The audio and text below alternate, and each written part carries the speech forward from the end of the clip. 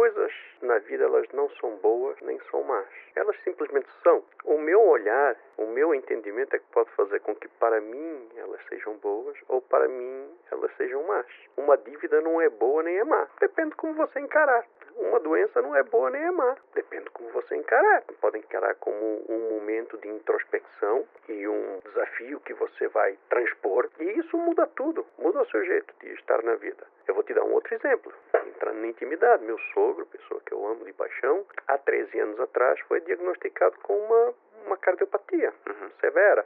E o médico, há 13 anos, lhe deu 5 anos de vida. O médico já faleceu. O meu sogro continua indo para o bar, jogar sinuca, baralho, tomar cerveja com os amigos e desfrutando da vida. Esse homem, ele tem uma vontade de viver que é um negócio invejável. A forma como ele enxerga a vida é uma lição, assim, fantástica.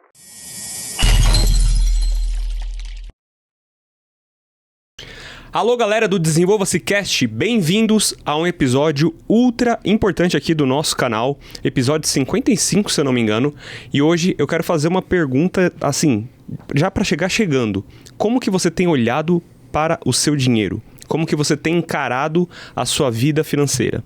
Esse é um baita bate-papo. Eu tô gravando esse episódio, salvo engano, é dia 10 hoje? Dia 10, né? Dia 10. Dia 10 de dezembro. É um momento muito reflexivo. Não sei em que período você está assistindo esse episódio, mas é sempre uma boa pergunta a ser feita. E para poder conversar de uma forma profunda sobre esse tema, eu tô aqui acompanhado do Jota Moniz. Cara, que honra receber você aqui, Valeu, Jota. Thiago.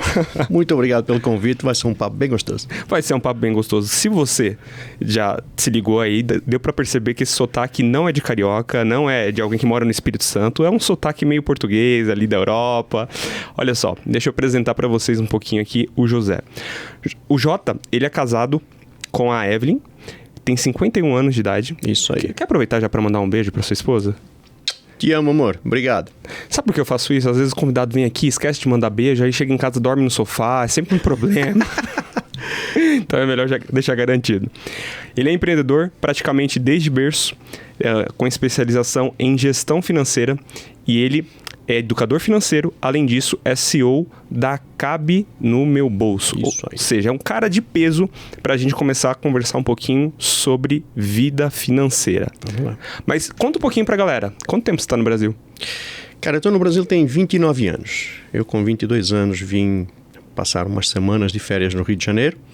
E como eu estava te contando, as férias têm sido muito boas. Há 29 anos. E eu tenho estendido a minha permanência. Eu me apaixonei pelo Brasil, pelo povo do Brasil, pelo jeito, né, do povo carioca. E aí fui ficando mais um pouquinho.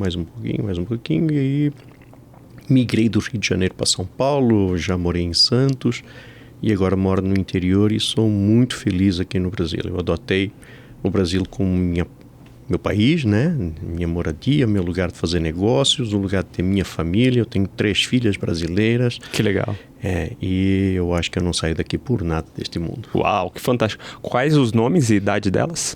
Eu tenho a Luísa com 23 anos. Uma moça, uma mulher já. Uma mulher já, que me enche de alegrias todos os dias. Que legal. Eu tenho a Heleninha, que tem 9 anos. Que legal. E temos a Catarina, que tem 5 anos. Poxa vida. Então eu tenho já uma quase sendo mãe, eu estou torcendo para ela ser, né, assim que possível, para virar vovô. Nada de pressão. Nada de pressão, Luísa, fica tranquila, filha.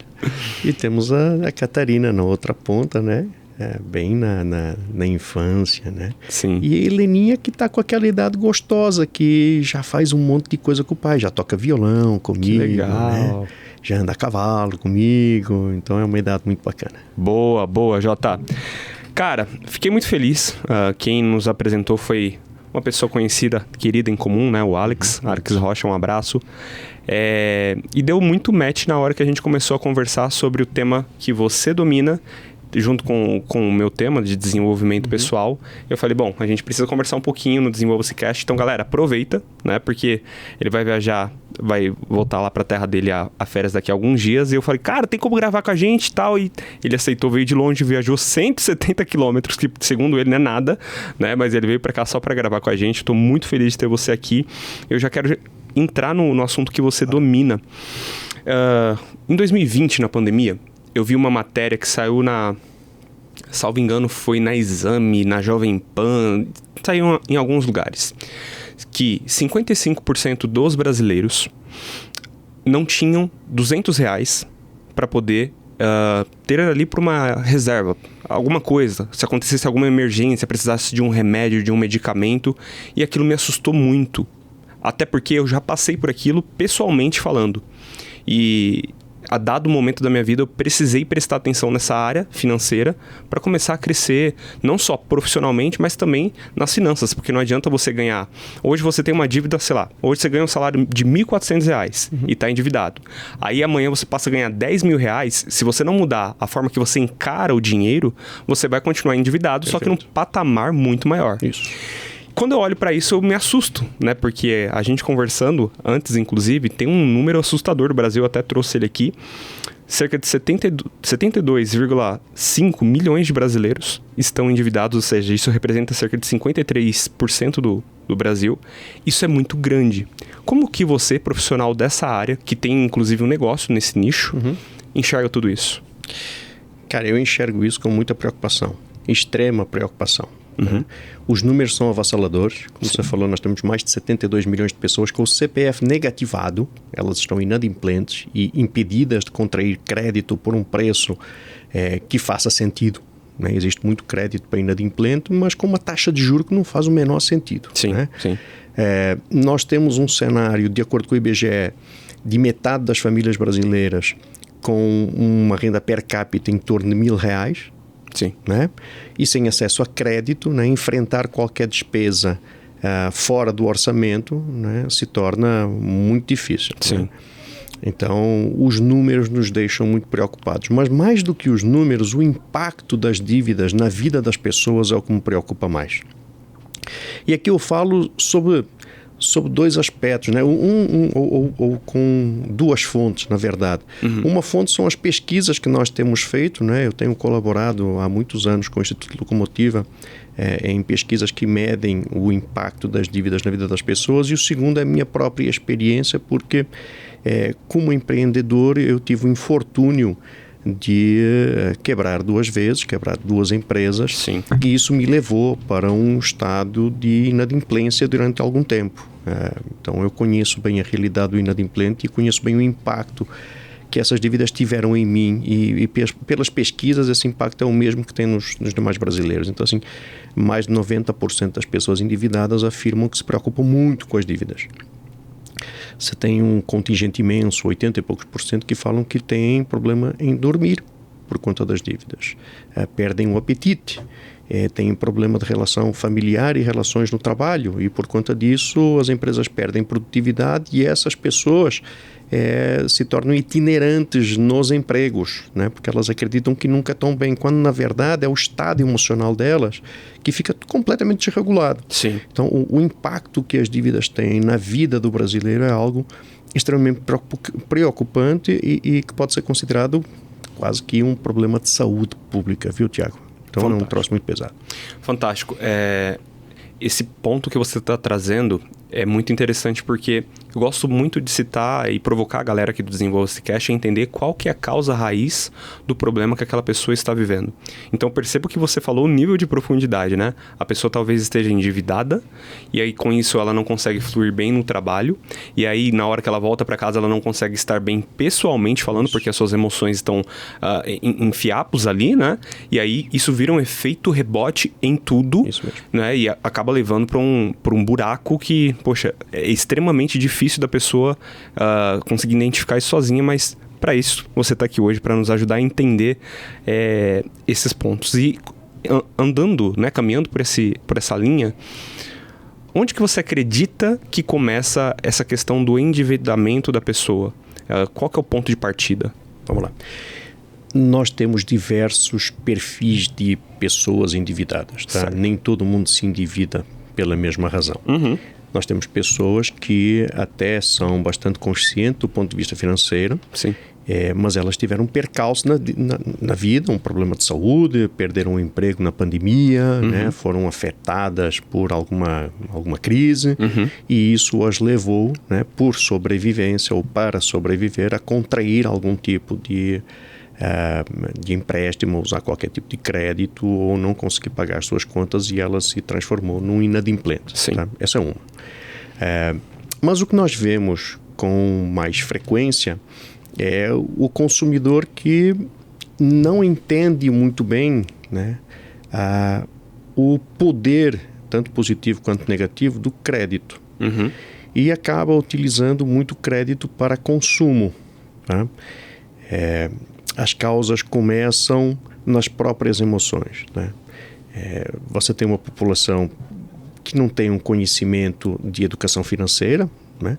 Até o Plano Real era praticamente impossível fazer qualquer tipo de planejamento financeiro. Sim, tá? sim. E nas últimas décadas pós-Plano Real não houve uma preocupação em dar educação financeira às pessoas, então elas não entendem muito bem ou têm dificuldades para entender profundamente, né, como é que deve ser a relação com o dinheiro. Ao não entender isso, elas cedem a uma pressão social e a uma necessidade de status para estar na vida. Tá? Isso estimula crédito para consumo.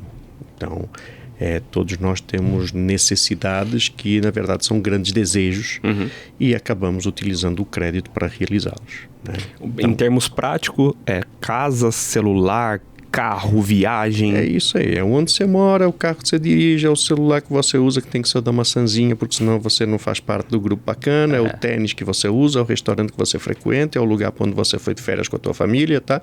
E isso em qualquer faixa de renda. Sim, isso é verdade. Tá? Isso é verdade. A segunda questão é a necessidade por gratificação instantânea. Nós vivemos, nós, sociedade brasileira, 70% dos brasileiros não gostam do seu trabalho. E como não gostam do seu trabalho, todo dia tem alguma pressão. E quando vem essa pressão, o cara chega em casa e fala assim, não, hoje foi muito ruim, eu mereço tomar uma cerveja, eu mereço pedir uma pizza, eu mereço... A gente sempre merece alguma coisa. Quando o dia é bom, a gente fala, nossa, hoje foi fantástico, hoje eu mereço um prêmio porque hoje foi maravilhoso. Então, nós temos a necessidade da gratificação instantânea. E esta gratificação instantânea, quando você... né, tem um orçamento muito, digamos assim, muito justo, muito reduzido, você faz isso com o cartão de crédito. Né? Porque, então, você tem essas duas questões, né, de comportamento que são, na verdade, influenciadas por duas indústrias super poderosas e super competentes no Brasil. A primeira é a indústria publicitária. Nós temos uma das melhores indústrias publicitárias no Brasil, que te falam que se você quiser ter uma família feliz, você tem que tomar café da manhã com uma determinada margarina. Isso é fantástico, cara, essa sua visão. Elas te falam também que se você quer pertencer a um grupo bacana, aí você tem que usar aquele tênis diferente. Né? E que se você quer ter filhos sorrindo nas férias, não basta ir para Santos ou para a Praia Grande, você tem que ir para o resort, né? E você fala, beleza, eu quero dar isso para a minha família, porque eu mereço, todo mundo tem direito, mas eu não tenho dinheiro. Aí vem a segunda indústria que fala, relaxa, pega um cartão de crédito, fazem 10 vezes sem juros, indústria do crédito para consumo. Sim. E aí, como nós não temos educação financeira no sentido de não entender muito bem os impactos da utilização do dinheiro, né? Ou como devemos lidar com ele. Sim. Nós temos essas pressões externas, né? Da indústria publicitária, da indústria do crédito, e não lidamos muito bem, não conseguimos perceber o quanto as nossas emoções ou enquanto a nossa racionalidade nos força a consumir, a gente vai e toma decisão de consumo. E aí também vem o grau comparativo, né? Você olhar para o lado e ver que o coleguinha tem, aí ele vai ter, eu não vou ter. Isso, pressão social. Sim. Isso mesmo, sempre. E aí quando chega a fatura do cartão de crédito, você com algum esforço paga, mas você já se comprometeu por 10 meses de pagar uma parcelinha 10 vezes sem juros. Algo vai acontecer no meio do caminho. Sim. E quando esse algo acontece, você precisa, né, redirecionar os recursos que iam para pagar essa fatura do cartão de crédito para alguma outra coisa essencial e atrasa o pagamento da fatura. No mês seguinte não dá mais para pagar porque ela cresceu 20%. E no outro mês cresceu mais 20%, e no outro mês mais 20%. Então, as dívidas com o cartão de crédito são as dívidas que têm o maior volume no mercado brasileiro. Então tem muitos componentes aqui que nós precisamos tratar, desde a minha relação com a grana, o meu entendimento do que é o dinheiro, como que eu devo fazer para esse dinheiro chegar, como que eu devo administrar esse dinheiro, como que eu devo me posicionar na vida, me comparando comigo mesmo de ontem e não com o coleguinha que está do lado, né?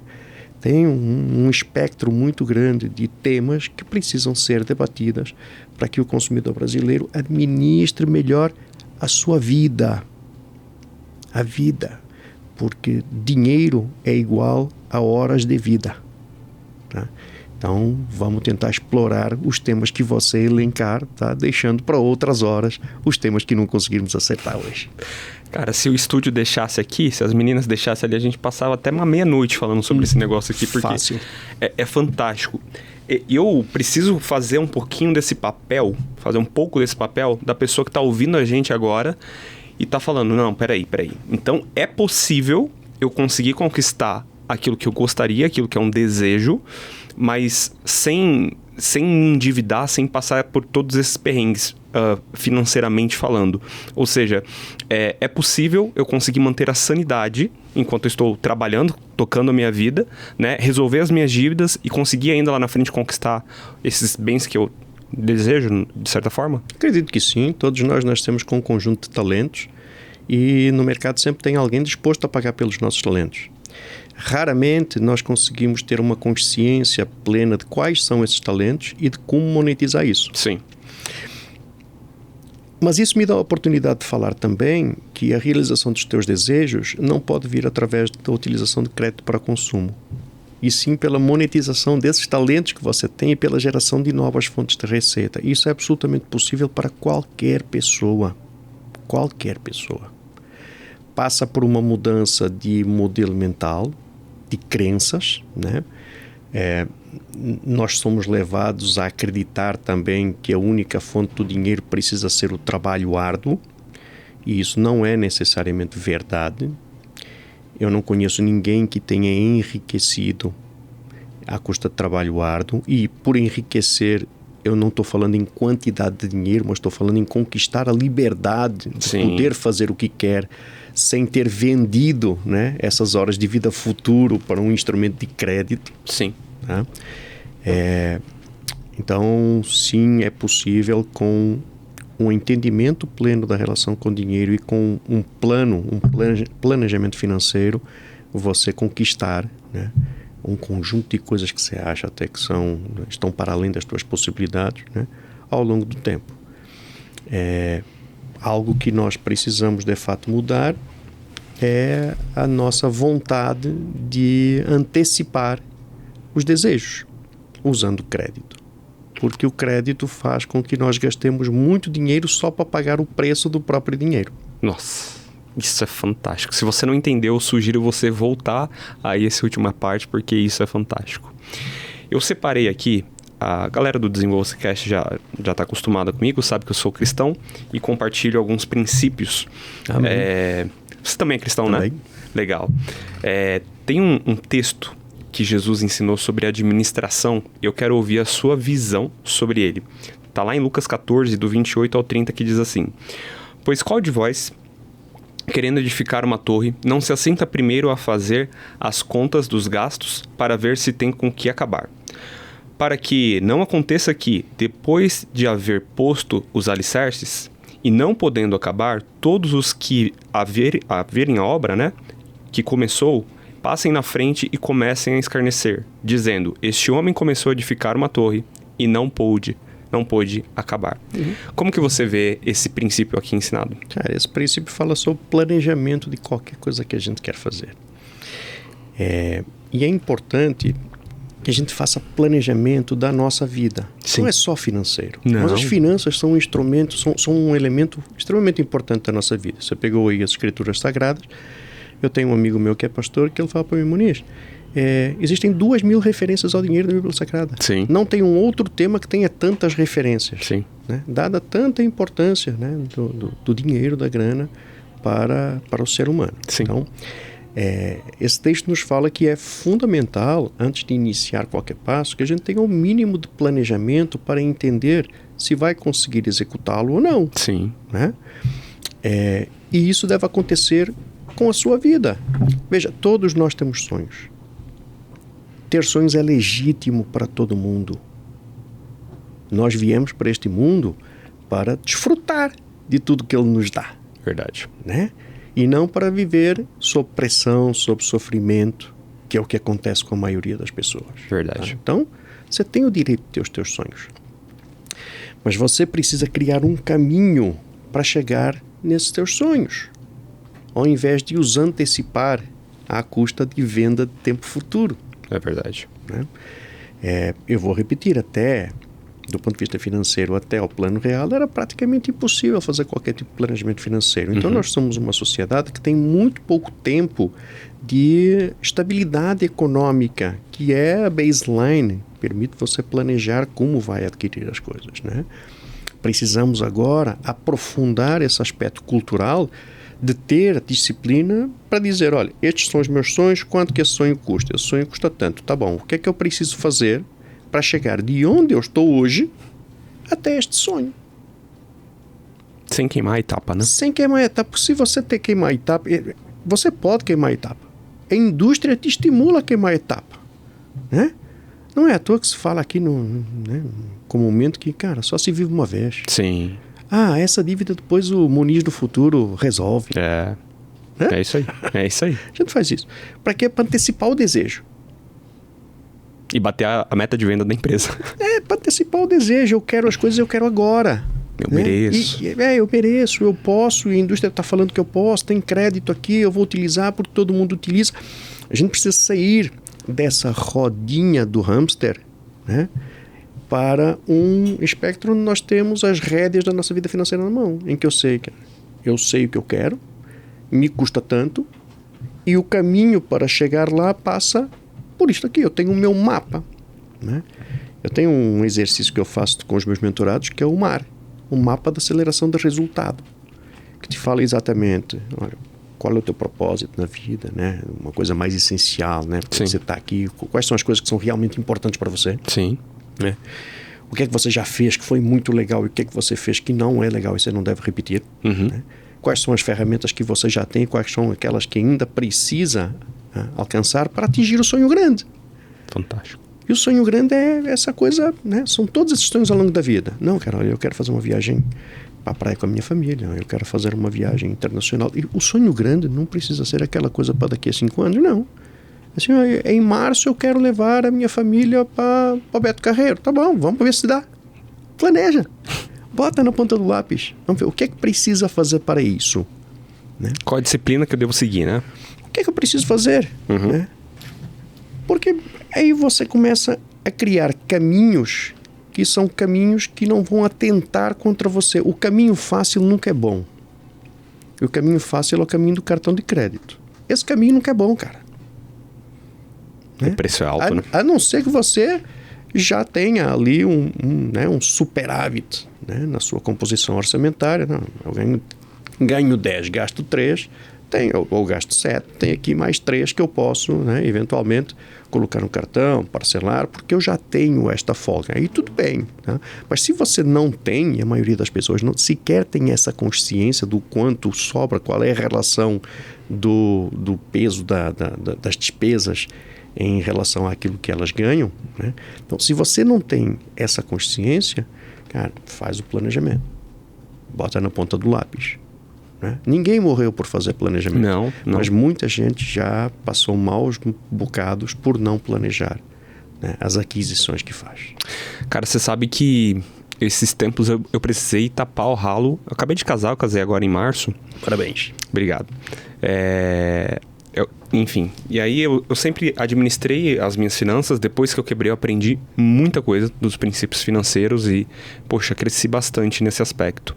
Só que aí casei, aí vem aquela questão de pagar casamento, aí vai pra lua de mel, e aí ficou um limite de cartão de crédito muito alto da qual eu não estava acostumado. E eu não fiquei devendo R$1 de nada, graças a Deus houve provisão em tudo. Só que aí depois que passou casamento, passou lua de mel, passou tudo, a fatura não, o limite do cartão de crédito estava lá em cima, estando casado.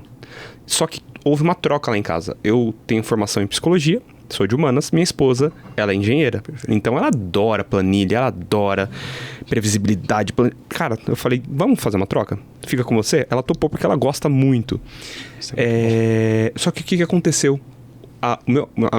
O meu limite de crédito estava muito alto. Eu estava excedendo assim, sem necessidade. Sem necessidade, cara. Eu olhava, eu falava, cara, por que eu tô gastando tanto de cartão de crédito? Aí tem isso. Aí eu falei, não, tá errado. Isso aconteceu 1, 2, 3, acho que uns 3 ou 4 meses depois de casado. Aí eu virei pra Isabela, minha esposa, eu falei, Isa, vamos fazer o seguinte. Fiz uma conta aqui, o que eu preciso pra sobreviver no mês, colocando combustível, fazendo feira, fazendo isso, fazendo aquilo. Cara, é isso daqui, ponto. Que representa, sei lá, 20% da minha entrada. É isso daqui, acabou. Daqui pra frente eu passo pra você fazer os investimentos. Cara, voltou a paz. Sim. Sabe que uma boa prática na utilização de cartão de crédito, e eu faço isso, hoje os cartões de crédito, a maioria dos cartões já te permitem, né, configurar o limite que você está concedendo ao cartão no próprio app do banco. Muito rápido. Né? Você chega lá e... Não só para cima, mas para baixo também. Sim. Então, eu defino quanto que eu posso gastar no cartão de crédito e eu reduzo o limite do meu cartão de crédito para aquele valor. Acabou. Porque senão nós somos tentados a entender da seguinte forma. Pô, se eu ganho 10 e tenho 10 de limite, então eu ganho 20. Isso é uma falácia, isso não é verdade, né? Você precisa viver com menos de 10. É um processo inconsciente, processo inconsciente, isso. A maioria das decisões que nós tomamos em relação ao dinheiro são inconscientes, tá? Recomendo, inclusive, um livro que se chama Previsivelmente Irracionais. Previsivelmente irracionais. Vou até anotar aqui. Ou irracionalmente previsíveis. Tá. Agora fiquei em dúvida. Mas ele mostra claramente que a grande maioria das decisões que nós tomamos em relação à grana são irracionais, são do momento, são coisas emocionais. Nós não fazemos o exercício adequado, né, para comprar. Então, fazer esse exercício de reduzir o limite para aquilo que você realmente pode gastar é ótimo. Porque o resto está lá para um momento em que seja realmente necessário. Olha, pegou alguma coisa e eu preciso usar essa grana, então tem ali o espaço de crédito para aumentar, né? Eu brinco que quando chega o Black Friday, né? O Black Friday é um dia em que eu janto muito bem. Porque eu saio de casa e eu falo para minha esposa, meu bem, hoje você pode comprar tudo que você quiser. Certo? Tudo. Compre tudo, acesse todos os sites, coloque tudo no carrinho de compra, compre tudo o que você quiser. Tá liberado. Só escolha boleto bancário como forma de pagamento. Porque aí amanhã eu decido o que é que eu vou pagar. Boa. Boa. Eu vi a Darling daqui anotando essa. Boa. Você entendeu? Então, existem algumas artimanhas que você pode colocar em prática para satisfazer os teus desejos e ainda assim não gastar muito dinheiro. Eu acho que todo ser humano merece, né, a tal gratificação. Sim. A gente merece uma recompensa. Cara, eu me recompenso muito. A cada coisa legal que acontece comigo, eu saio de casa e eu vou chupar um picolé. Que legal. É um ritual. É um ritual. A minha recompensa custa R$3. Ela não precisa custar 300 no restaurante com a minha esposa. Ou 500, ou 100. Com R$3 eu tenho a minha recompensa. Então, você consegue satisfazer as suas emoções, satisfazer as suas necessidades como ser humano, né, com inteligência, usando pouco dinheiro. Porque, de novo, nós não estamos falando de dinheiro. Nós estamos falando de horas de vida. O salário que você ganha, meu amigo, é o resultado da troca de 160 horas do mês passado por aquela quantidade de grana. Então, o seu dinheiro foram 160 horas que você deixou dentro da empresa. E eu não estou contabilizando o tempo que você gasta para chegar no trabalho. Só horas trabalhadas. Só horas trabalhadas, tá? Sim. Então, o dinheiro é tempo de vida. O crédito é tempo de vida futuro, já empenhado. Já está comprometido. Quando você contrai crédito, você está entregando sua liberdade para uma outra empresa, para uma outra pessoa. Já está palavrado, chancelado, já está Isso aí. Caraca. Por isso que eu sou tão crítico, né, em relação ao uso de crédito. Eu acho que é um ótimo instrumento. Eu acho que cartão de crédito fantástico. Você deve utilizar, especialmente se ele te dá benefícios. Sim. Né? Milhagem, cashback. Cara, tem que usar o cartão de crédito. Mas eu também sou um fervoroso defensor de que você precisa utilizar esse instrumento com muita inteligência. Porque se você utilizar com muita inteligência e muita disciplina, ele será bom. A diferença entre o remédio e o veneno está no tamanho da dose. Cartão de crédito pode ser um remédio, mas também pode ser um veneno. Né? Qualquer crédito, na verdade. Né? E daí a minha insistência em sempre voltar ao tema. Caraca. Cara, que profundo. Que profundo. Jesus, segura esse tempo, porque tem muita coisa para falar aqui. Jota, tenta trazer pra gente um overview. É porque tem uma galera nova também que acompanha a gente aqui. Da galera que não consegue, assim, enxergar como que era naquela época do plano real para um comparativo como é hoje. Imagina a pessoa lá atrás não conseguindo fazer o planejamento financeiro, os entraves que haviam e como que é hoje essa possibilidade. Consegue desenhar? Olha só, o meu conhecimento dessa época teórico, porque eu cheguei no Brasil em 1995. Sim. Então já estávamos numa fase de estabilização econômica. Sim. Tá? Então o conhecimento que eu tenho é de histórias que me contam e de coisas que eu li. Sim. Mas era uma época em que os preços aumentavam várias vezes ao longo do dia. Sim. Então hoje pela manhã uma garrafa de Coca-Cola custava R$5, à tarde custava R$5,50, à noite custava R$6. Isso todos os dias. Sim. Chega a ter fatos absurdos. Eu tenho um amigo meu que falava que ganhava dinheiro vendendo carro usado. Eu ia na concessionária, comprava um carro novo, andava com ele meio ano, vendia, ganhava dinheiro na venda do carro. Porque como ninguém tinha muita noção, né, de qual era o preço correto das coisas, ele negociava a ponto de ganhar a perda inflacionária e botar mais um spread. Caramba. Tinha muita gente que ganhava dinheiro assim. Então, imagina você receber hoje o seu salário, né, dia 5, e ter que correr para o mercado para aproveitar os preços de agora. Porque se você esperar 3 dias para comprar, você vai comprar menos coisa. O seu dinheiro não se atualiza e os preços das coisas vão aumentando numa velocidade, né, absurda, impressionante. Né? Esse era o cenário brasileiro antes de 94, na época da hiperinflação. Né? Hoje em dia não, cara. Hoje em dia você sabe que um produto no final do mês vai ter um preço similar àquele que tem hoje. Então você pode escolher, né, o dia em que você vai no mercado. Eu, com a minha família, nós utilizamos até as idas ao mercado como uma atividade de lazer. Vamos no mercado. Vamos comprar alguma coisa, que comprar pão, presunto e queijo para fazer um lanche. Amanhã a gente volta lá e compra aquilo que tiver faltando. Dá para fazer isso. Antigamente não dava para fazer isso. Tá? Então essa é a diferença dos preços, que mudou muito os nossos hábitos de consumo. Sim. Né? Hoje nós conseguimos, de fato, planejar o que a gente quer fazer. Sabe por que eu te fiz essa provocação? Porque nessa época lá atrás, de fato, o consumidor não tinha o controle daquilo que aconteceria. Nada. Só que com o exemplo que você deu da Black Friday para comprar no boleto, foi fantástico, porque hoje o consumidor tem essa opção.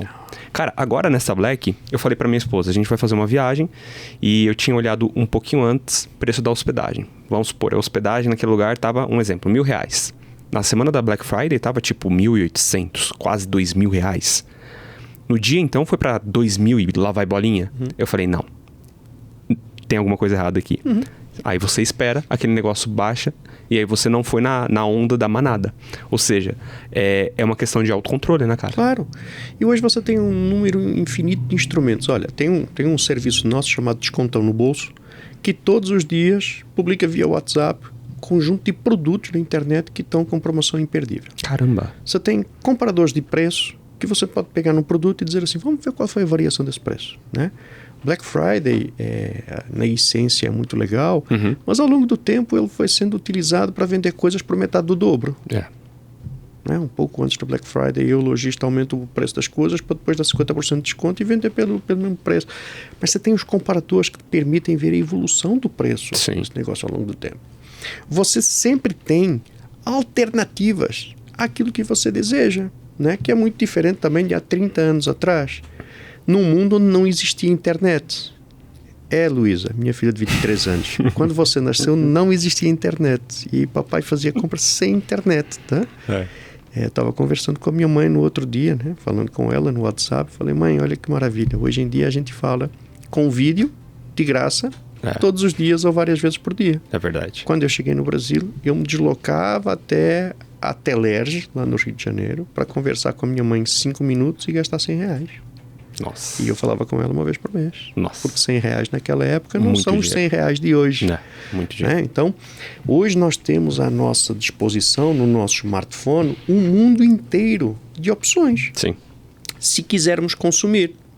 Porque nós ainda temos as opções de troca que acabam gerando, às vezes, os mesmos benefícios ou benefícios parecidos com muito menos grana, né? Minha família é grande, tá? Temos meus sogros têm 3 filhos, todo mundo casado, todo mundo tem criança. Então nós somos 8 adultos e 4 crianças na família. Caramba. Dia dos Pais, né? Se levar todo mundo para um restaurante, já viu o tamanho da conta. Sim. É de R$1.000 para cima. Sim. Né? Este ano a gente resolveu, meu sogro falou, não, eu vou fazer uma feijoada em casa.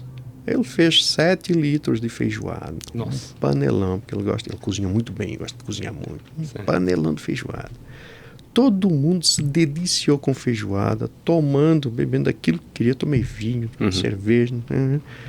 Não gastamos, sei lá, 60% do que iríamos gastar no restaurante. E quando terminou o almoço, eu ainda saí da mesa, deitei no sofá e tirei aquele belo cochilo de domingo de tarde. Coisa que seria impossível no restaurante. Então, você tem essas trocas que você pode fazer também. Sim, né? sim. E utilizar de forma mais inteligente o teu tempo de vida. Sim. Totalmente fantástico, cara. Galera, não dá vontade de ficar ouvindo ele, assim, um baita de um tempo? É legal, bom, cara, demais, cara. Como eu tô aprendendo. Que legal. Aproveitar para pedir para você, se você ainda não é inscrito nesse canal, pelo amor de Deus, quanto que custa? Você que é um especialista financeiro? Nada? Pelo amor de Deus. Então, já se inscreve aqui. Conhecimento grátis é o melhor investimento que você faz na sua vida. Exatamente. Tem muito ouro aqui, mas muito. Cara, vamos avançar. Vamos. É possível estar endividado e voltar a ter paz, sanidade mental, saúde, ou seja, estar endividado e organizar a sua própria vida? Cara, é sim. Essa é uma das coisas que me sensibiliza muito, viu, Tiago? Porque a maioria das pessoas, quando fica endividada, quando fica inadimplente, né? Ela começa a ter todos aqueles sintomas que eu te falei no início, né? Preocupação, perda de sono, perda de alimentação, ou de apetite. E isso é por conta da forma como ela enxerga a convivência com as dívidas, tá? Se você perguntar, o que é que você tem medo? O primeiro medo é do Serasa. Eu tenho medo do Serasa. Cara, não precisa ter medo do Serasa, viu, filho? Serasa, SPC, SCPC são órgãos de proteção ao crédito. Apesar de se chamarem órgãos, são empresas privadas, tá bom? Não sabia. Não, são empresas privadas. O Serasa pertence à Experian, que é uma empresa de informações internacional. A sede dela é em Londres, tá? Caramba. O SCPC é da Boa Vista. A Boa Vista é uma empresa privada que tem a sede dela aqui em Alphaville. Tá? Então, são empresas, né, que, na verdade, vendem informações, no sentido de guardam informações. Quando você atrasa uma conta lá de um banco, de uma operadora de telecom, atrasou a conta, essa empresa, ela paga ao Serasa, paga ao SPC para que esses caras coloquem lá num livrinho que o Tiago tem aquele débito em aberto. Sim. Quando você pede crédito em algum outro lugar, todo mundo consulta essa turma e fala assim, o Tiago tem algum débito em aberto? Né? E esta informação é utilizada, né, como um dado para essa outra empresa que você está contratando decidir se vai te dar crédito ou não. E daí que vem o score, né? Daí que vem o teu score, isso, né? Agora, coisa importante, se você se endividou, cara, você não precisa mais de crédito. Esquece crédito. Se você não conseguiu ter habilidade, né, para administrar as tuas finanças até agora, qualquer crédito que alguém te der só vai aprofundar o teu buraco. Então não se preocupe com o Serasa, com o SCPC, porque aquela listinha é para te proteger. É para te impedir de gerar crédito. Mas como é que eu faço? Você tem que gerar renda. É outra história. Renda. É o outro papo, tá? Então, não tenha medo do Serasa. Depois eu começo a ter medo do que poderá me acontecer, e a maioria desses medos são infundados. Né? Se eu não pagar o aluguel, eu vou ser despejado. Calma, não é assim. Né? Tudo pode ser negociado. Então, quando você começa a compreender os impactos que cada tipo de dívida tem na tua vida, você começa a respirar um pouquinho mais fundo, né? A se apaziguar, e você começa a criar mecanismos, né, para sair da dívida. Assim, você está com dívida, beleza, reconhece que você fez a dívida. Pronto, agora coloca isso numa gavetinha, deixa lá que em algum momento você vai resolver, tá bom? Vamos classificar o tipo de dívida para ver qual é o impacto que ela tem. Ou seja, tira o foco do problema e coloca na solução. Você não vai colocar na gaveta uma dívida com agiota, porque essa dívida tem risco de vida para você, Sim. Tá bom? Mas se você deve uma operadora de telecom, né, alguns outros tipos de produtos, você pode colocar ali na gavetinha, fica tranquilo, pega um pré-pago, né, desliga a TV a cabo, algumas coisas você vai, né, resolvendo com mais tranquilidade. Sim. Identifica quais foram as causas desse endividamento e define quais são os ralos que você vai cortar, como você fez quando você casou. Sim. Todos nós temos desperdício de recursos, gente. Um pouquinho mais, um pouquinho menos, mas todos nós temos áreas da nossa vida onde nós podemos economizar um pouquinho. Então, traça esse planejamento, né, para que daqui para frente o teu dia a dia seja controlado. Sim. Né? Segura as tuas finanças na tua mão. Né? Rédea curta. Sim. Tendo isso feito, você estabilizou, começou a gerar superávit no teu orçamento. Poxa, agora eu ganho, né, 5, só estou gastando 4.800. Ótimo. Vai guardando esses 200. Vamos decidir agora o que é que a gente faz. Vamos entender como é que se faz negociação de dívida, vamos chamar estes credores e ver o que é que a gente pode ir pagando. Né? Tem algumas pessoas que falam, não, eu vou deixar aqui porque na medida que o tempo for passando, o desconto para pagar essas dívidas vai aumentando. E isso é verdade. Só que a mochila invisível com as pedras invisíveis das dívidas continua nas suas costas. E por mais que você não consiga perceber o impacto negativo que isso está tendo na tua saúde, né, a tua saúde está sendo prejudicada. Então, trocar esse descontinho que você pode ter ao negociar a dívida pela tua saúde não parece que seja inteligente. O que nós estamos falando aqui no final, no frigir dos ovos, é sobre ter paz, né? Você prefere, sei lá, gastar R$2.000 a mais, né, para pagar essa dívida agora, ou pagar ela daqui a 5 anos e carregar esse peso, essa mochila de ansiedade, de depressão, de insegurança, né, e não conseguir crescer na carreira por conta de R$2.000, por exemplo. É isso aí, tá? Então, a partir do momento que você começa a entender estes mecanismos, entender como é que a indústria de cobrança se organiza, como é que as empresas negociam, qual é o papel daquela pessoa que está te ligando, né? Essa pessoa tem um papel fundamental para a tua vida e todo mundo foge dela. Não, ligação de cobrança, não vou nem atender. Bobagem. Tem que atender para negociar, tem que atender para entender em que pé está a tua dívida. O mecanismo de defesa normalmente é fuga, né, cara? É fuga, isso. E isso é básico do ser humano, é básico de qualquer animal. Né? Você se senta acuado, você foge. Né? Então isso é normal. Então quando você começa a entender todos esses conceitos, e há muita coisa para a gente falar aqui, Tiago, você consegue conviver, né, com mais paz com aquele equívoco que você cometeu. Porque, cara, se não foi responsabilidade sua, tá ali, fica em paz, vai se resolver. A gente vai criar um plano para você resolver. Se foi responsabilidade sua, beleza, você aprendeu. Não vai repetir esse equívoco. E aí a gente vai se programar para sanar essas dívidas. E mais do que isso, sanar a dívida nunca é o objetivo. O objetivo é você começar a construir a tua reserva para ter cada vez mais liberdade. Para quando você chegar nos seus 65 anos, 70 anos, você ir passear pra caramba. Cara, uma coisa que muito me dói assim, com todo o respeito, né? Eu não conheço a jornada dessas pessoas que me vem à memória, mas quando eu vou, sei lá, num supermercado da vida. E aí eu vejo aquela senhorinha com mais de 60 anos trabalhando ali naquele caixa. É um trabalho honrado? Claro que é, mas poxa, ela tem 60 anos. Sim.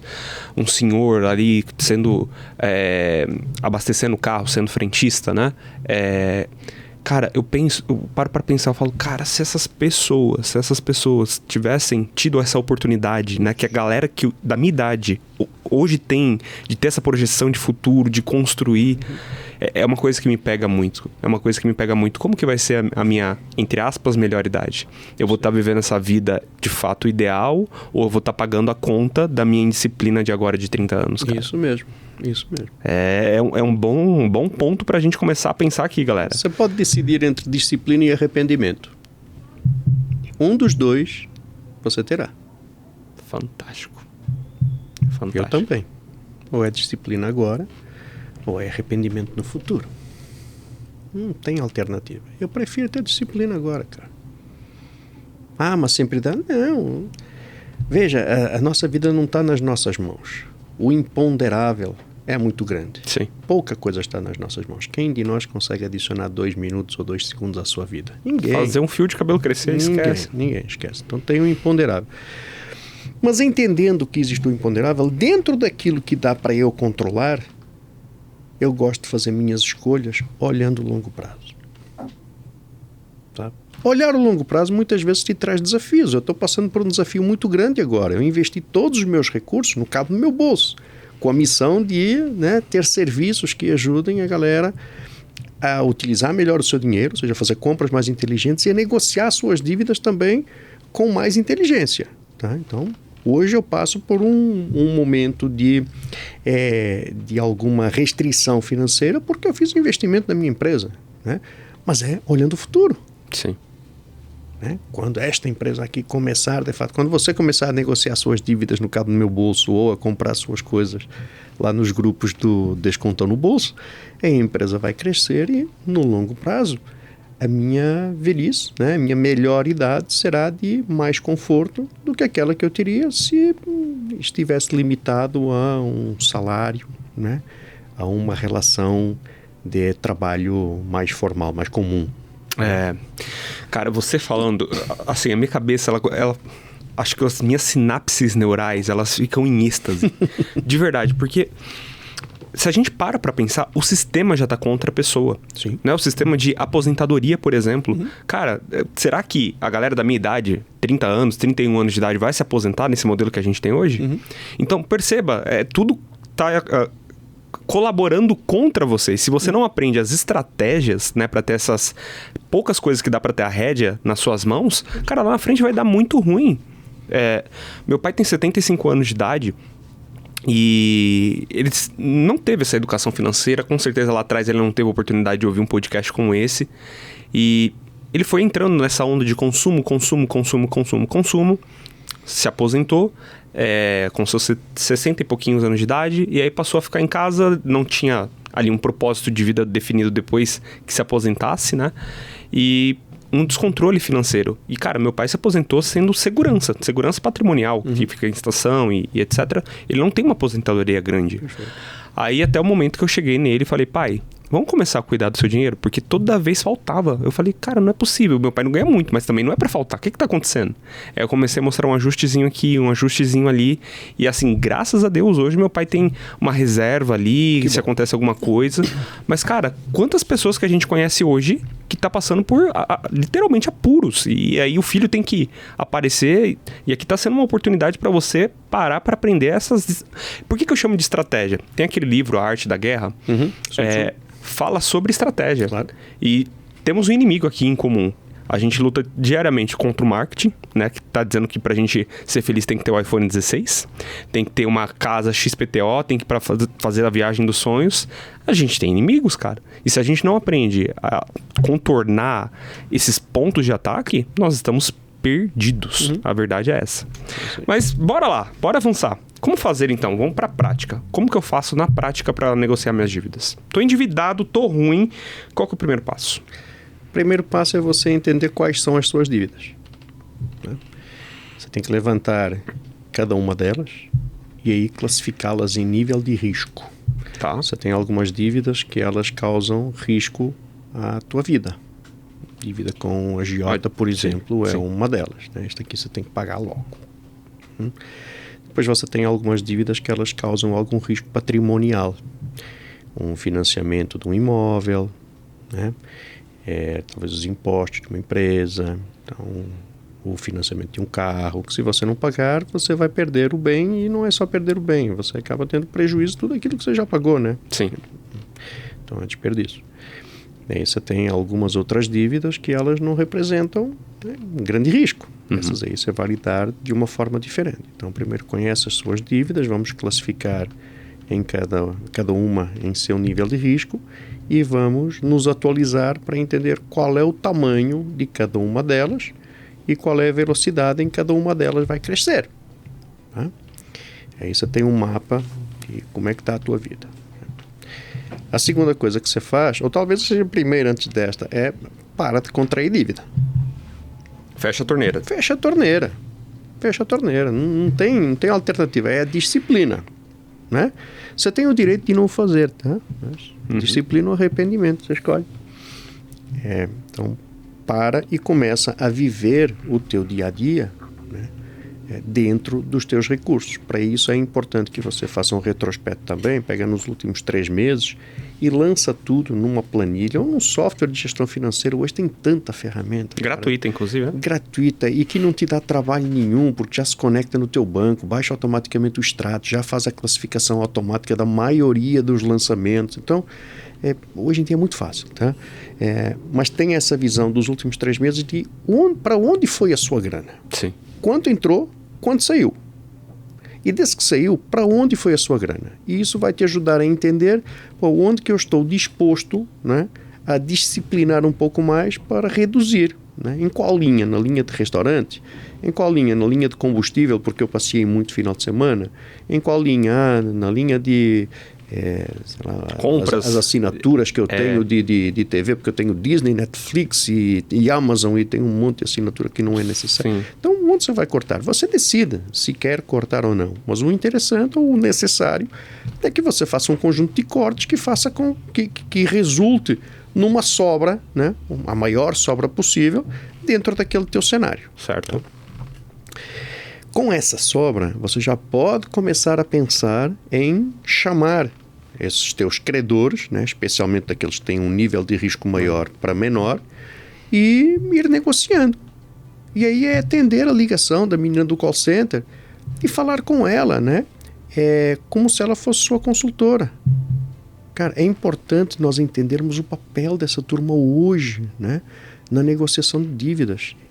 Eu tenho um programa de treinamento que eu levo para essas empresas, chamado Negociador de Alto Impacto, onde eu mostro que antigamente nós tínhamos 2 oponentes no mesmo campo. Nós tínhamos a pessoa inadimplente, que a turma chamava devedor, certo, né? E a empresa de cobrança, que tinha como modelo mental a regra de que quem bate mais recebe mais cedo. Certo. Isso acabou. Não tem mais. Todo mundo já se conscientizou de que a vida não está fácil para ninguém. Então hoje você tem o inadimplente, você tem a empresa prestadora do serviço, ou que vendeu o produto, ou o banco, seja lá o que for, o credor na outra ponta, e no meio você tem o negociador que entende como é que está o seu momento e procura dentro das regras de negociação do credor a melhor alternativa para você. Então atender essa pessoa é super importante. Até porque esta pessoa é um ser humano como você, ou se calhar mais necessitado, que está ali fazendo o trabalho dele. Estas pessoas, a maioria que trabalham em call center, são pessoas que chegaram agora no mercado de trabalho. É verdade. Né? E não é fácil ficar negociando dívida todos os dias, não, ou todas as horas, né? Então o trabalho deles é bem desafiador. Então vamos respeitar essa turma e utiliza essas pessoas como fonte de informação para você poder compor a sua estratégia. E não tenha o menor constrangimento de atender uma ligação e falar, como é que está a minha dívida? Qual é o valor dela? quais são as condições para pagar hoje, como é que eu posso parcelar, e depois dizer, olha, tudo bem, já entendi, eu não estou preparado para fazer uma negociação hoje ainda, tá? Você pode me ligar daqui a 30 dias, ou pode me ligar daqui a 60 dias, tá tudo bem, você não precisa negociar naquele momento. Estas pessoas não representam mais nenhum tipo de risco para você, nenhum tipo de pressão, tá? Então, entenda quais são as condições de negociar e aí decida se já dá para negociar uma, ou se não der para negociar nenhuma ainda, vai guardando essa grana, né, até você ter condição de fazer negociação. É importante, na minha visão, que em complemento você começa a desenvolver outras fontes de receita. Não é justo, não é seguro, não é inteligente que o ser humano só tenha uma fonte de receita. É um extremo risco, né? É um risco muito grande, tá? E como eu te falei, todo mundo nasceu com talentos que podem ser monetizados. Talvez você não saiba como neste momento, mas procura. Né? Eu tenho listado mais de 100 formas de fazer dinheiro não saindo do seu emprego. Sim. Você não precisa virar um empreendedor, um homem de negócio, um empresário agora, de uma hora para outra. Não. Você pode conviver, tá, com o teu emprego e ter atividades em paralelo, até dentro do teu emprego, para fazer dinheiro. Né? Você pode revender semijoias, que hoje está muito em voga. É verdade. Revender qualquer tipo de produto. Você pode fazer trabalhos manuais dentro de casa, como costura, como cozinha, fazer bolo, vender bolo, docinho. Você pode virar um marido de aluguel e consertar uma torneira. Cara, existem atividades para todos os perfis de pessoa. É verdade. Todos os perfis de pessoa. Então, você precisa criar formas de complementar a tua renda. Só não para aquele que dá desculpa. E você sabe que o emprego, o salário é um troço muito interessante porque ele nos dá a segurança que a gente precisa para viver, né? Todo mundo precisa de segurança financeira para viver, mas a melhor forma de você minar o potencial de qualquer pessoa é lhe dar um bom salário. Cara, isso é fantástico. Eu já ouvi muito milionário hoje falando que lá atrás recebeu assim proposta para ganhar 100 mil por mês, algo assim, e recusou. Falou, não, se você tá querendo me pagar 100 mil, é sinal que eu vale pelo menos 1 milhão por mês, então vou abrir meu próprio negócio. Então, assim, eu sempre, com todo mundo que eu tenho oportunidade, eu sempre incentivo, cara, desenvolve as suas habilidades empreendedoras, vá fazer uma outra atividade. Você se sente confortável no seu emprego, não saia do seu emprego, né? Mas crie outras formas de fazer dinheiro. Todo mundo pode, tá? Porque, de novo, substitua o crédito por essas novas fontes de receita. São elas que, eventualmente, vão permitir que você realize aqueles seus sonhos de forma antecipada, né? Então, este é o mapa, né, que rapidamente eu posso falar. Conheça as suas dívidas, estanque os seus ralos, né, pegue no superávit e vá negociar e crie novas fontes de renda para negociar de forma mais rápida. Aí você vai se livrar daquela mochila invisível nas costas e essa grana que hoje você está usando para pagar a dívida vai ser a grana que você vai utilizar para investir. Boa. E aí você vai começar a fazer dinheiro dormindo, que é o objetivo de todo mundo. Olha, Tiago, das 2 vezes que eu fiquei inadimplente, eu paguei todas as minhas dívidas certinho. Mas se eu soubesse o que eu sei hoje, eu teria economizado muitas horas de vida. Eu teria pago muito menos dinheiro, teria negociado muito melhor o pagamento das dívidas, sem desonrar nenhum tipo de promessa. Sim, eu não tenho dúvidas. O que é dinheiro para o Jota hoje? O que o dinheiro representa na vida do Jota hoje? Dinheiro é um recurso. Dinheiro é um instrumento para fazer coisas bacanas na vida. É isso. Dinheiro é o que me permite dar alegria a pessoas. Dinheiro é o que me permite criar oportunidades de trabalho para outras pessoas. Dinheiro é o que permite colocar o meu propósito em marcha. Dinheiro não é mais tão importante quanto era antigamente. Hoje o propósito é muito mais importante. O propósito é muito mais importante e eu aprendi também que a gente não precisa de dinheiro para tudo. Agora, vou voltar àquilo que nós já falamos, dinheiro é hora de vida, né? Especialmente aquele dinheiro que é fruto do meu trabalho, fruto do trabalho do modelo da maioria das pessoas que é salário, né? Então ele precisa ser administrado com muita inteligência e com muito respeito. Ele não aceita desaforo. Cara, você é um português de 51 anos. Sou. Primeira vez que a gente se vê pessoalmente, eu falei, cara, ele tá muito inteiro, ele tá melhor do que eu. E aí lá fora, antes da gente entrar aqui pra poder gravar, eu falei, poxa vida, o que você toma, né? O que você come, qual que é a sua alimentação e tal? E você falou, é a leveza, é a forma que eu olho a vida. Qual que é a relação que você observa de uma pessoa que aprende a olhar para as situações da vida de uma forma mais leve, até mesmo para poder olhar para o dinheiro de uma forma diferente? Porque hoje em dia, muitas pessoas veem o dinheiro como um problema, não é? Sim. Toda vez eu tenho a falta de dinheiro, e você acabou de dar um exemplo fantástico. Olha, tô indo visitar minha família lá na minha terra natal e é meu pai que tá investindo nisso. E, cara, você não tem nenhum problema para assumir isso. Muitos homens, meu Deus do céu, teria grande dificuldade de fazer isso. Qual que é a relação, então, que você vê e a importância de ser leve na hora de olhar para todos os aspectos na vida, inclusive o dinheiro? Cara, vamos lá. As coisas na vida, elas não são boas nem são más. Elas simplesmente são. O meu olhar, o meu entendimento é que pode fazer com que para mim elas sejam boas ou para mim elas sejam más. Uma dívida não é boa nem é má. Depende de como você encarar. Uma doença não é boa nem é má. Depende de como você encarar. Você pode encarar como um momento de introspecção e um desafio que você vai transpor. Sim. Né? Ou pode encarar como aquela coisa, aquela mazela, aquele peso, aquele negócio que vai te derrotar. E isso muda tudo. Muda o seu jeito de estar na vida. Eu vou te dar um outro exemplo. Entrando na intimidade, meu sogro, pessoa que eu amo de paixão, há 13 anos atrás foi diagnosticado com uma cardiopatia severa. E o médico, há 13 anos, lhe deu 5 anos de vida. Caramba. O médico já faleceu. O meu sogro continua indo pro bar, jogar sinuca, baralho, tomar cerveja com os amigos e desfrutando da vida. Caramba. Esse homem, ele tem uma vontade de viver que é um negócio invejável.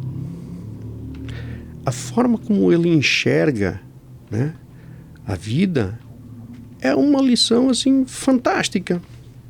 Uma outra pessoa, né, menos otimista, talvez de fato já tivesse ido a óbito.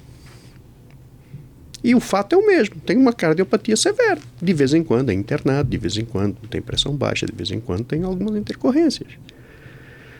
Só que quando tem alta do hospital, está feliz e contente. Eu nunca escutei meu sogro reclamar uma vez. Sobre o que quer que fosse. Uma. Um cara com um senso de gratidão assim imenso. E isso para mim é uma grande lição, sabe? Isso para mim é um dos fundamentos da vida. Você tem que olhar as coisas com leveza, porque elas não são boas nem ruins. E se você as enxergar com peso, isso não irá mudá-las. Olhar o problema não traz nenhuma solução. Né? Cada desafio é uma oportunidade que você tem para superar. Aí tem que ser criativo para se superar. E humilde para aceitar o remédio, venha ele de onde vier. Né? Que às vezes o nosso orgulho não nos permite pedir uma ajuda, né? Porque a gente sempre vai achar que os outros vão nos avaliar por este momento, né? E a humildade não é bem reconhecida. Né? Mas ela é uma postura muito saudável para todo ser humano. Só traz coisas boas, né? Só traz coisas boas, cara. Só traz coisas boas. Caraca. Galera, ele vai ter que voltar aqui. Sinto muito, mas você vai ter que andar mais tão gostoso. 300 km. Obrigado, viu, cara? Caraca, que bate-papo. Tá sendo muito bom. Ó, com todo respeito aos outros convidados, mas fazia tempo que eu não tinha uma conversa inteligente e profunda, assim, sem pressão como essa, sabe? Entrando nos detalhes. Deixa eu dar uma outra dica que eu lembrei agora sobre a relação com o dinheiro, né? Vai lá, tá em casa. Que é uma reflexão muito bacana que eu li num livro chamado Mais que Abençoado, ou Vida Mais que Abençoada. Tá. Anotando aqui. Que defende a seguinte teoria: nada é seu. Você tem que cuidar de tudo como se as coisas fossem emprestadas. E isso me levou a uma reflexão profunda. De fato, eu cuido das coisas dos outros com muito mais cuidado do que eu cuido das minhas. Então, talvez uma boa ruptura do modelo mental é você começar a utilizar o seu dinheiro como se ele não fosse seu. Como se ele fosse um dinheiro emprestado por alguém. Esse alguém é quem você terá que prestar contas. Sim. Tal como na parábola dos talentos. Fantástico, fantástico. Então esse conceito de mordomia, de ser um mordomo do dinheiro, da tua saúde, da tua família, do teu dinheiro, da tua vida, é algo que tem me ajudado muito a olhar com mais critério para todas as coisas e a desperdiçar, né? Desperdiçar menos os minutos de vida, desperdiçar menos as oportunidades que eu tenho de ficar com as minhas filhas, desperdiçar menos o meu dinheiro, desperdiçar menos tudo. Cara, eu tô tomando soco no estômago. Imagina. Toda hora aqui. Não, isso é fantástico. Uma coisa que eu tenho vivido muito é querer e me forçar literalmente a tirar a capa de Superman, tá? Em dado momento, a internet às vezes acaba levando a gente pra querer ser o herói, etc e tal. E cada vez mais eu tenho tido a consciência de que, cara, eu sou ser humano e preciso expor aqui, inclusive, as minhas dores e as minhas dificuldades. E uma coisa que eu refuto muito dos outros quando eu vejo, mas eu acabo aplicando, é a reclamação. Só que os últimos dias eu tenho percebido que eu tô reclamando muito, cara, mas reclamando. E o podcast, ou os ensinamentos pra mim começaram na hora que, antes da gente chegar aqui pra gravar, na hora que a gente tava sentando, eu falei que eu tava indo pra ver meu pai. Pô, ter que ir no hospital, na UTI, todo dia, que não sei o quê. Aí você falou, poxa, eu queria ter essa oportunidade, eu só vejo meu pai uma vez no ano.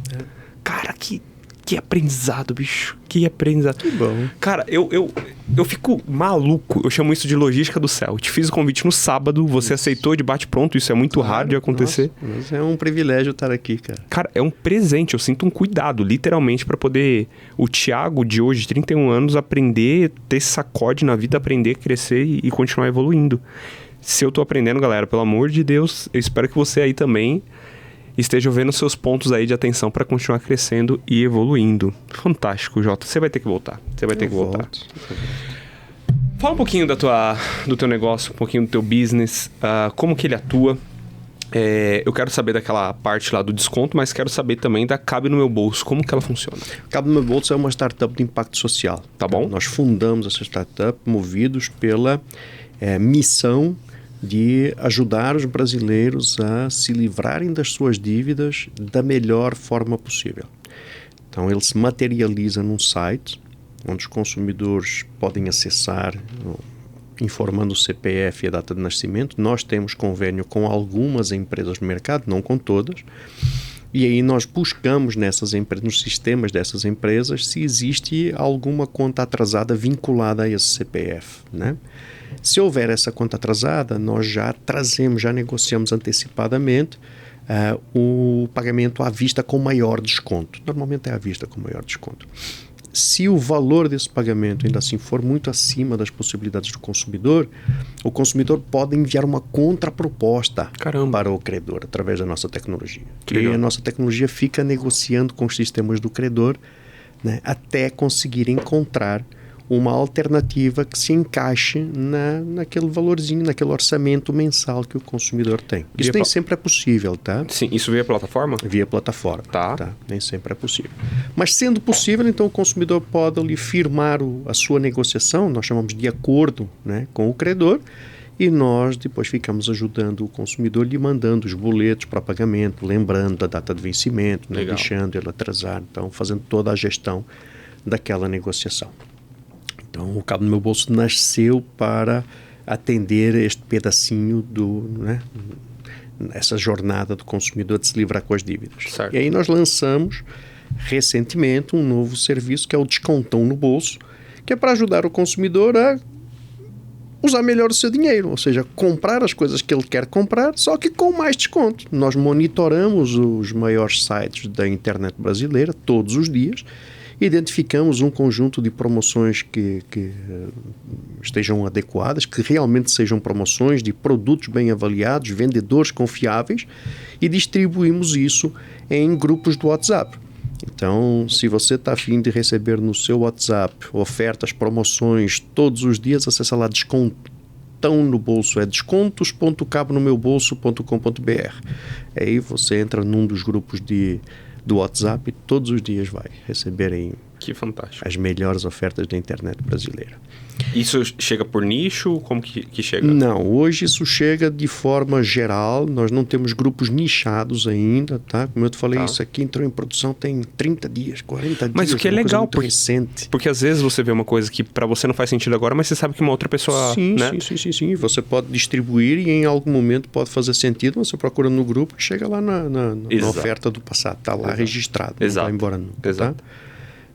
Então essa é a nossa forma de, neste momento, dar a contribuição para que os brasileiros se relacionem melhor com o seu dinheiro, economizando nas compras e negociando melhor as suas dívidas. E depois temos uma unidade de educação que nos leva para as empresas, né, para falar um pouquinho sobre produtividade. Porque um dos aspectos, um dos impactos econômicos que a inadimplência tem é a perda de produtividade das empresas. Veja, metade dos brasileiros empregados está endividado.